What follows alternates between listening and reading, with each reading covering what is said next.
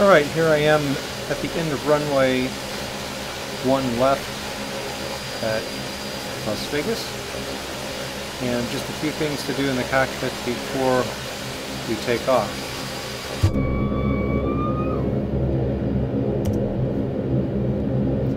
Start with our CTOT, which is like a governor.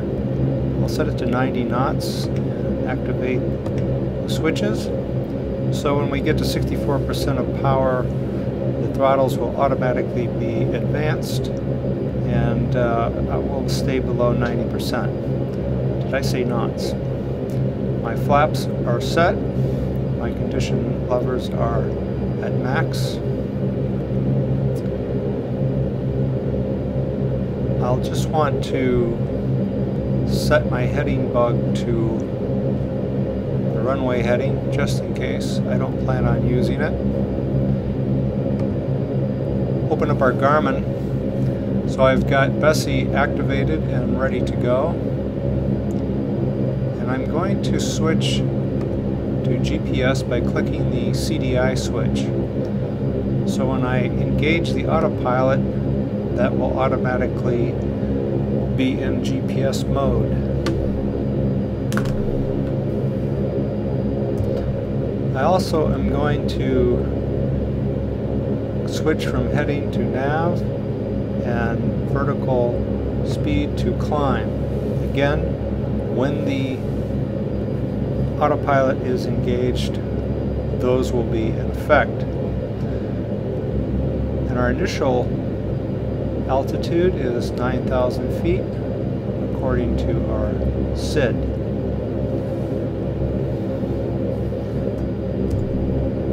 Turn on our landing lights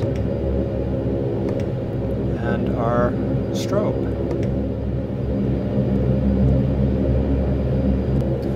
So we're ready to take off. One quick note, this is not a tutorial on how to fly the Saab 340A. There are better qualified pilots than myself, so don't panic if you see me do anything untoward. The main purpose is to show off the Garmin 530 in an instrument flight plan. So let's get rolling.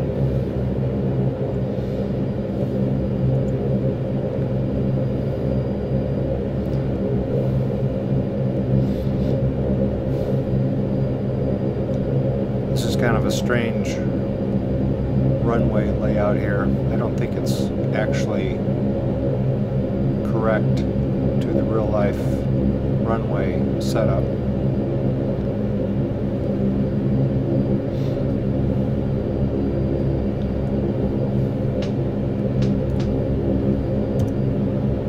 Advance our throttles.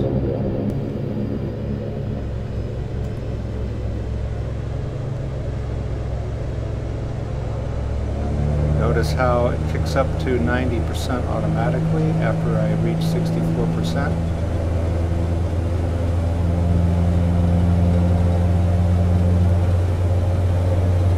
We will rotate at 110 knots.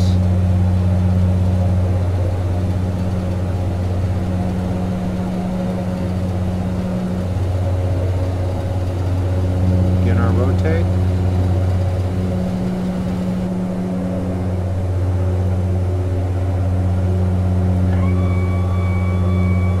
Gear up, positive rate of climb.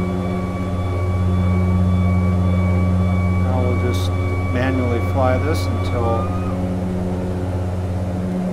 we're 500 feet or more above the runway. So now we're ready to engage our autopilot.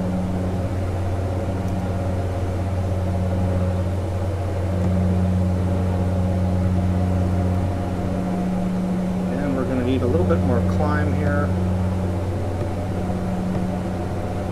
141.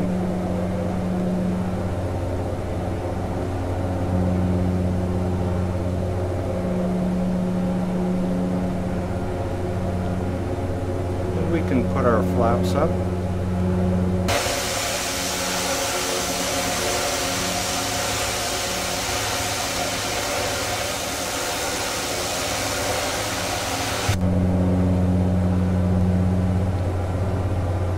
take a look at the Garmin.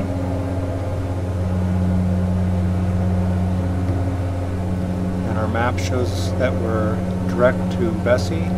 Estimated time of arrival at Bessie is 2 minutes and 13 seconds now.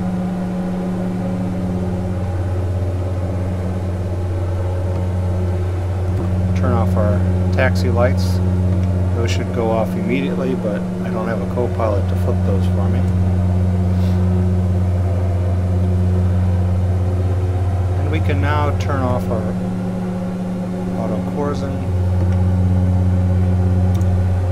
and our COT. And let's put on our prop sync.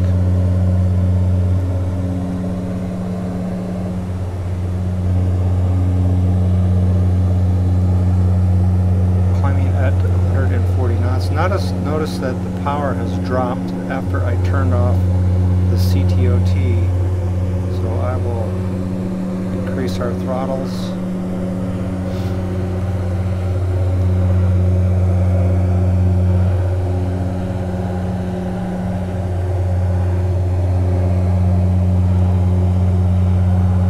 I want to watch our temperature here. Don't want to get into the yellow or red.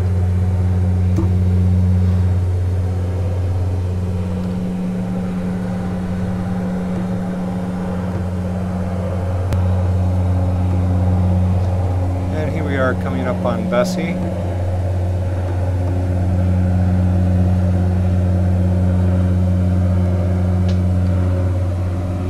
Now this route takes us a bit south to avoid the mountains. It gives us time to climb. So we have a vertical speed of 2,000 feet per minute. Our speed is around 140 knots. Our first altitude is 9,000 feet. And notice that the Garmin is showing a turn here.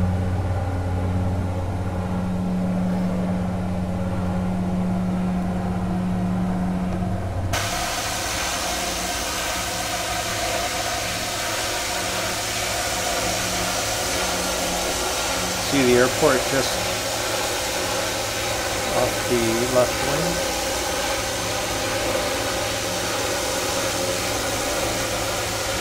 On around, you can see the mountains that we are avoiding until we get enough altitude to get over them. So now we're at 9,000 feet and we have been cleared to our cruising altitude of 20,000.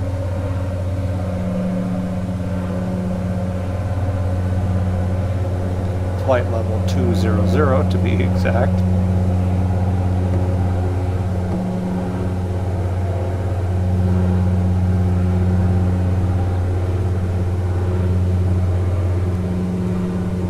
We can edge back on our condition levers.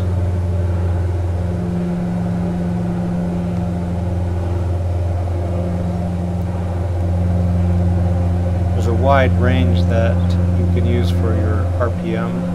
I've selected 1320. At cruise we'll drop it down to about 1260.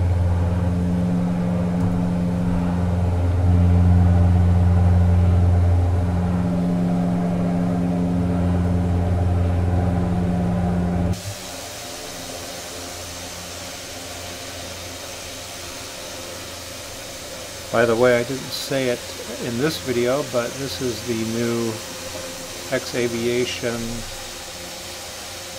version of the Saab 340A. This is version 1.3, which includes a lot of enhancements, but the Garmin is by far my favorite.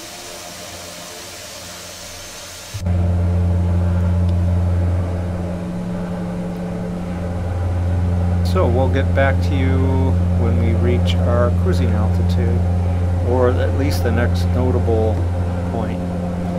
Mad Dog is our next waypoint. Maybe we'll see how things are at that point.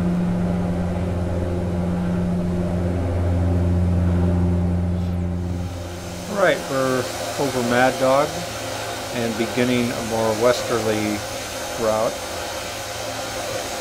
We have cleared our mountains and nothing but desert ahead of us. Alright, we're coming up on 20,000 feet. Altitude is flashing on our PFD. So now the nose will start coming down and we can adjust our power settings. Pull our conditioning back to 1260.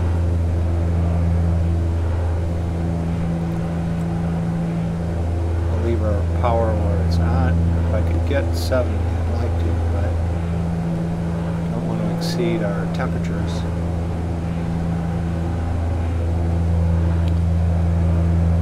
So now we're set for cruise, and notice that we're coming up on our next waypoint, which is Shed. And we'll be flying along the edge of an MOA, Military Operations Area, which is somewhat restricted depending on the hours. It's always recommended that you get permission from the local center to fly through an MOA. We're going to avoid it altogether and fly along the edge. It also parallels a jetway V135. Our next checkpoint is the Beige in 11 minutes or so.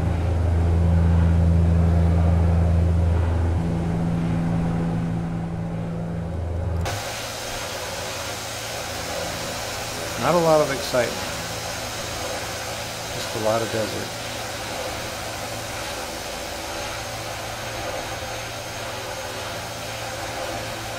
So we'll check back a little bit later.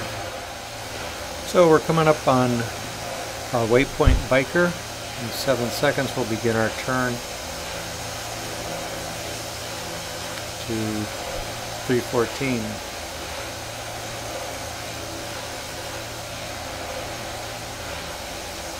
And our next waypoint is Kino. I'll just move this out and you can see our flight plan takes us to our, really a transition point at Coaldale VOR as we turn towards San Francisco. We are coming up on our next waypoint, Kino, and you can see Coaldale VOR off in the distance. We'll make a dramatic left turn there, fly over the Sierra Nevadas just north of Yosemite and on to San Francisco.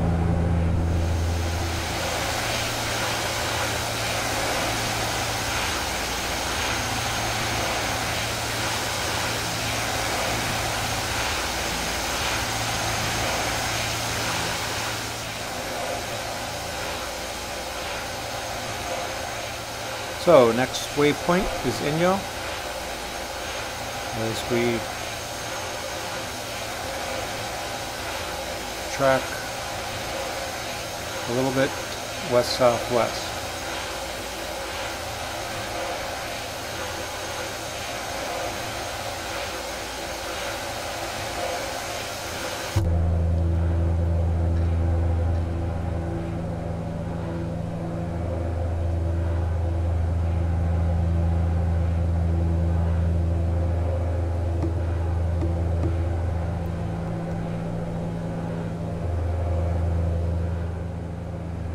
Alright, I've pulled up the star for this route that we're taking today. You can see Coaldale, where we will make our turn towards San Francisco. And I've done a little research and am particularly interested in Archie, because Archie is the initial approach fix for our ILS approach to 28 right. And so if I use this as a marker for my target for descent, I'll get a good idea of where I need to be for my approach altitude-wise.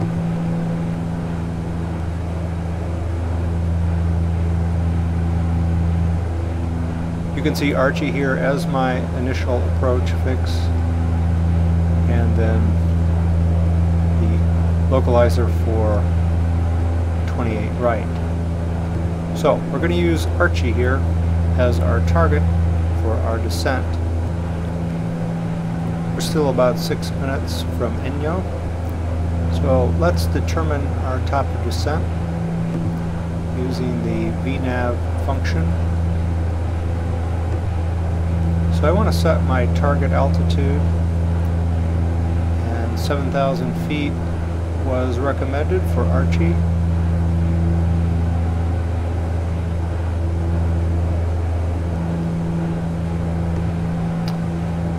Will be mean sea level. And we're going to set just 0 nautical miles before our checkpoint.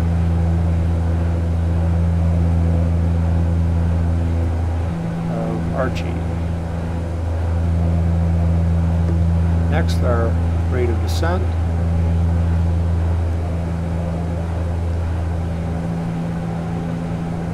We will descend at 1,500 feet per minute, and so we need to begin our descent in 32 minutes.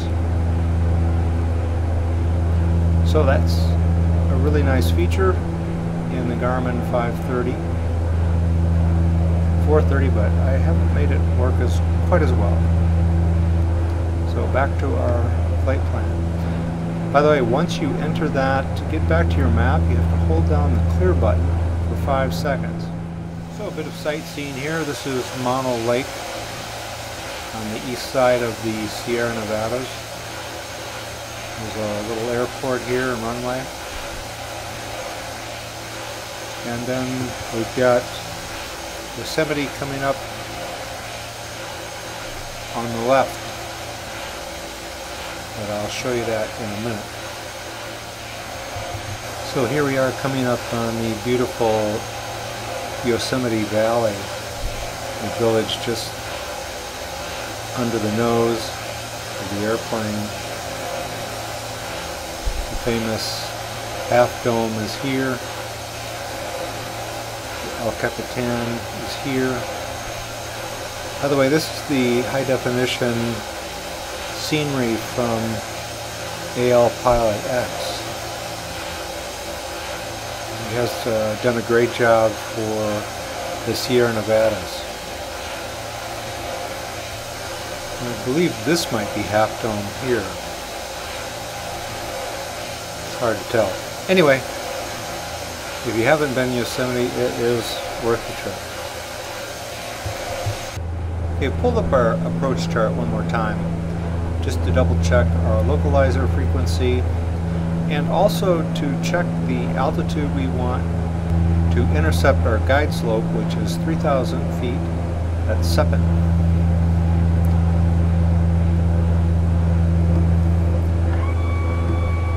So you can see that we're coming up on our point of descent. Close this now. Set our altitude. I'll set it initially for 7,000 feet, but before we get there, I'm going to drop it to 3,000 because I want to make sure we are at our intercept point for our guide slope on time. Click vertical speed.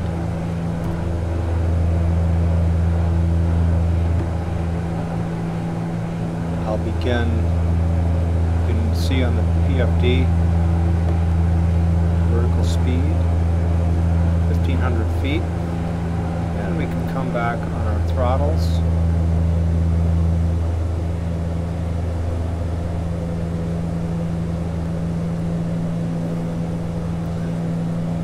See our descent here. never did turn off the seatbelt sign, but this would be a good point to turn it on if I had.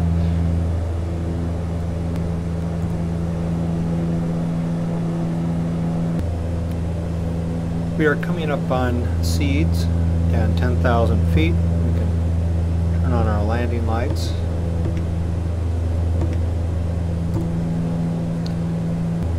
So we want to do a procedure at this point, so we'll select our approach. We want 28 right. We will use Archie. And we can go ahead and activate it at this point. Now you see that we have a new set of waypoints on the Garmin. We are now at 7,000 feet. I'm going to dial that down to 3,000 because we want to be ready again for Seppan. Alright, no more pauses in the video until we land. You can see we're coming up on Doomba where we begin our turn towards the runway. We're at coming up on 4,000 feet. Again, I want to make sure that I'm at 3,000 at Seppan, so I'm being a little overcautious. Probably decrease our rate of descent a little bit. Our airspeed will come down as we decrease our rate of descent. We want to double check our frequency, 111.7. which was set by the Garmin when I selected the approach. You can go ahead and end stage that and then activate it. So we're now at 3,000 feet, and after we begin our turn, I'm going to begin the approach phase.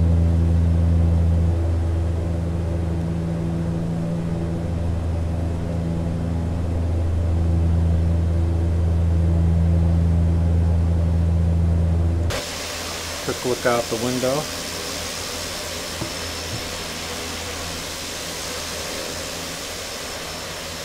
San Francisco Bay.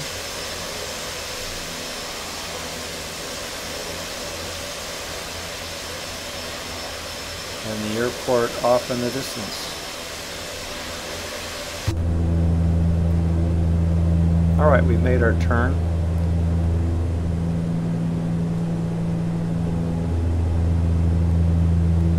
Notice that we now are off of GPS and onto our localizer.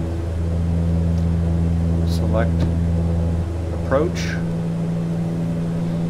And now we watch for our guide slope, which is here. This is our localizer here. We have an approach speed of 160. Now I think we can hide our Garmin. And just see the runway off in the distance there.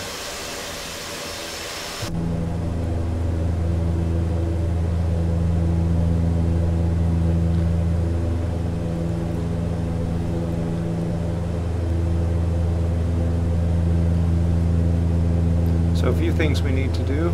We can add a notch of flaps. Begin pulling back on our power. Put our condition to max.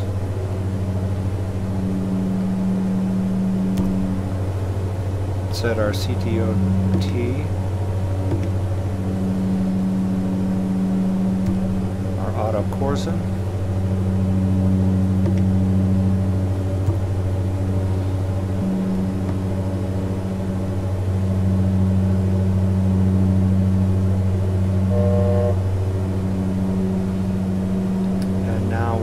captured the guide slope, and we have begun our descent.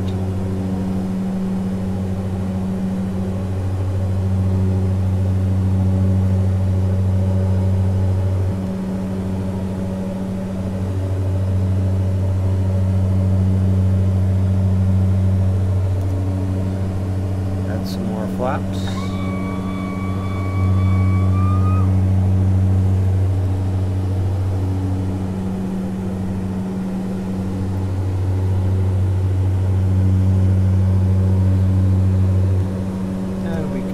Drop our gear.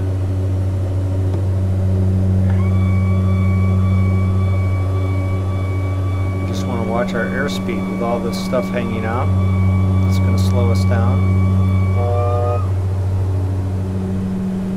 We want to come over the fence about 110. No fence here, just water.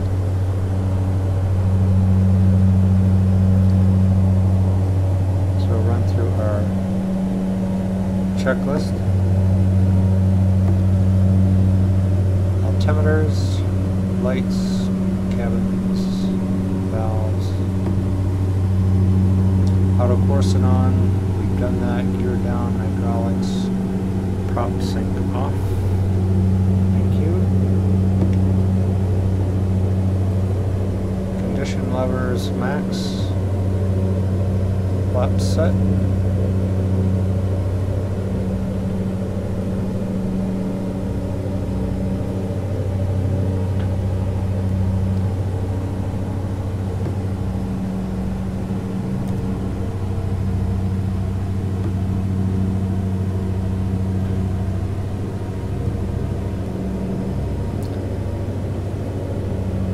Watching our airspeed.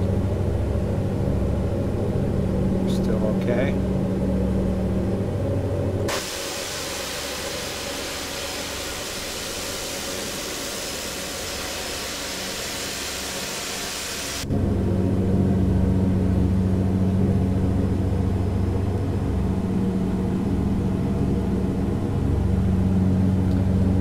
And we can now turn off our autopilot.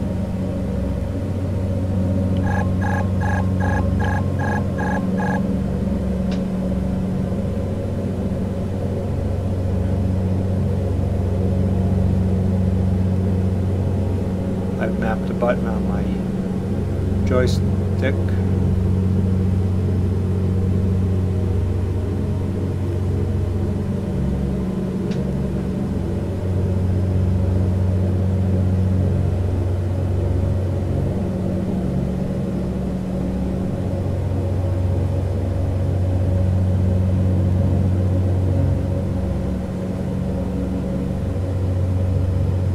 Blown off course a little bit here.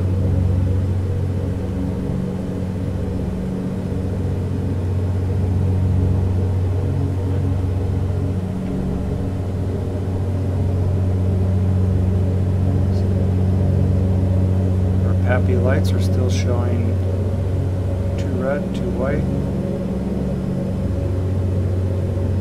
Guide slope is okay, just need to line up with the center of the runway now.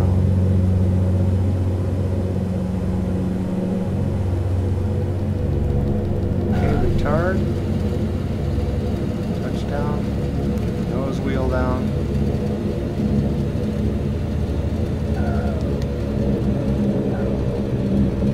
reverse prop,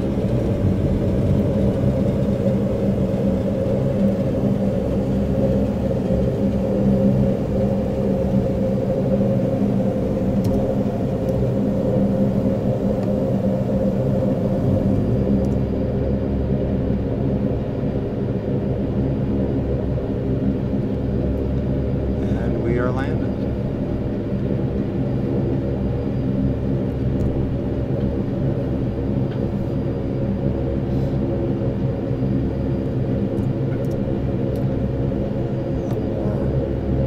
Power here. We can begin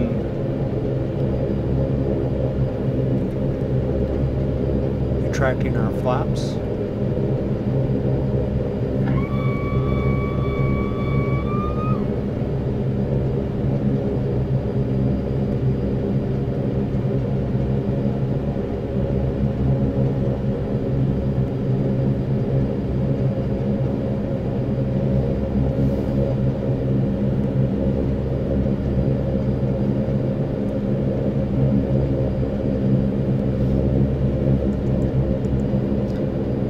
top of the yellow line. Run through our checklist.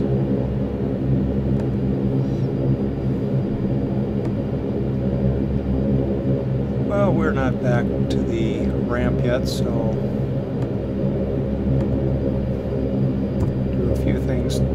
Turn off our auto coursing, turn on our taxi light, probably turn off our strobe and landing lights, and turn off our CTOT. So that concludes our flight from Las Vegas to San Francisco, demonstrating some of the features of the Garmin 530 and the Saab 340A.